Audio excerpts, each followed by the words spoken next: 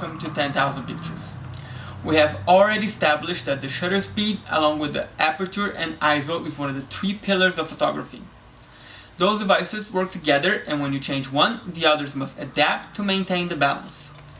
For today, we're going to take a deeper look at the shutter speed and how the adjustment affects the final image. The shutter is a curtain that prevents light from sensitizing the digital sensor or film. Every time you press the shutter button, that curtain opens and closes at a certain speed. The higher the speed, the less light gets in touch with the sensor and vice versa. The adjustment is measured in seconds and usually goes from 30 seconds to 1/8,000 fraction of a second. Usually, cameras hide the numerator, so the bigger the denominator, the faster the speed. When you double the exposure time, you increase the amount of brightness in one stop. So if you're shooting using a 500 of exposure time, decreasing the speed to 250 will result in a picture that is one stop brighter. That is important to keep in mind because aperture works in the same way. We have the option to decrease the speed by one stop or increase the aperture by one stop. Both actions will result in a similar exposed image. We'll talk more about that reciprocity in future posts. For now, we need to know that bright days with a high abundance of light requires faster shutter speeds. Otherwise, too much light will be in touch with the sensor, resulting in an overexposed picture. The opposite happens in darker situations.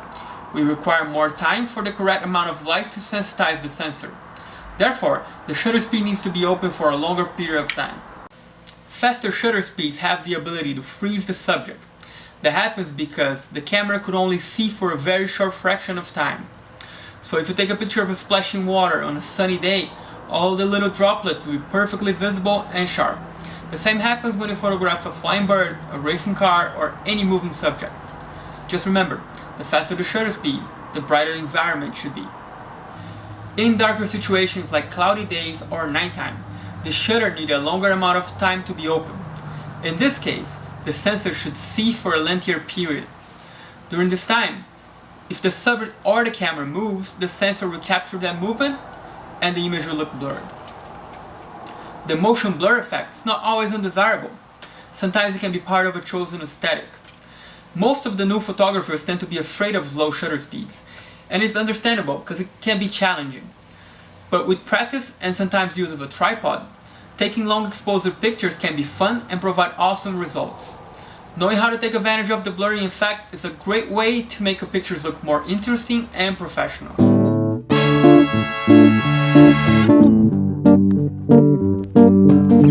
Panning is one of my favorite ways to take advantage of a long exposure aesthetic, and it consists of moving your camera at the same speed and at the same direction as your subject. If we do this right, it grants the image an idea of movement. Your subject will appear sharp, while the background will display motion blur. It's a tough technique to master and requires a lot of practice, but it's fun and the results looks really cool.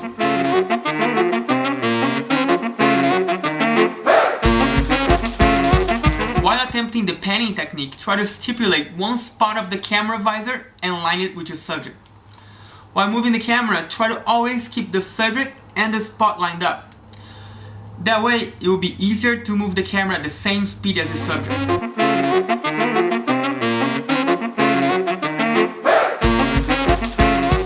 Moving things is not our only concern when using long exposures. When we hold the camera, we're not completely still.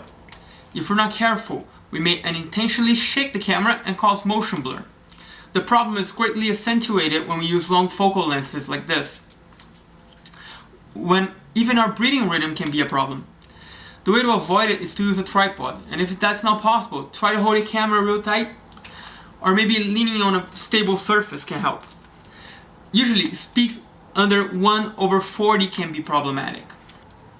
To adjust the shutter speed, look for a small dented wheel on top of the shutter button. So that's the shutter button, that's the wheel we're looking for. Dialing to the right increases the speed, while flickering to the left decreases it. Look inside the visor while you turn the wheel. You'll find the speed value on the left, followed by the aperture value. Another way to find your speed indicator is to look at the visor on top of your camera, or if you're using live view mode, check your screen. It is possible to play around with exposure time without having to be worried about aperture and ISO. To do that, set your Canon camera to TV mode, or S mode if you're using an Nikon. This mode gives you responsibility over the shutter while the camera takes care of the rest. It's a great way to familiarize yourself with different exposure times.